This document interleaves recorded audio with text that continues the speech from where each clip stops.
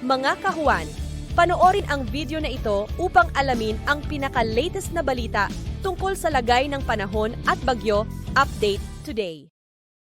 Ngayong araw may binabantayan nga tayo na bagyo, itong tropical storm Nangka, na nasa labas naman po ng ating area of responsibility. Malayo po ito sa ating bansa, mahigit 2,500 kilometers east-northeast ng extreme northern Luzon. At sa nakikita nga natin, generally papalayo naman po ito ng ating bansa at hindi naman makakaapekto sa ating panahon sa ngayon.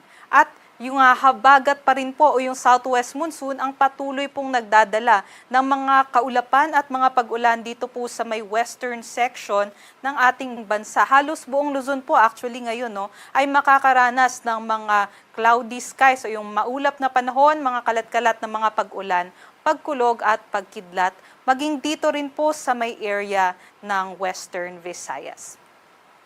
Sa ngayon po, inaasahan pa rin po natin yung mga panakanakang pag-ulan. So mataas pa rin po yung tsansa ng mga localized floodings at nakataas pa rin po yung ating weather advisory dito sa Zambales, Bataan, maging sa may Occidental Mindoro. Ibig sabihin po nitong nasa yellow ay maaari po makaranas ng 50 to 100 millimeters of rainfall within 24 hours yung ating mga kababayan. So dahil po ay tuloy-tuloy po yung mga pag-ulan natin since last week pa ay likely po or susceptible po yung ating mga kababayan dito sa mga landslides and also sa mga flash floods event. So, doble ingat po and always po ay i-check ang ating yung ating mga updates. Also, huwag pong kalimutan na makipag-coordinate sa ating mga DRRM officials.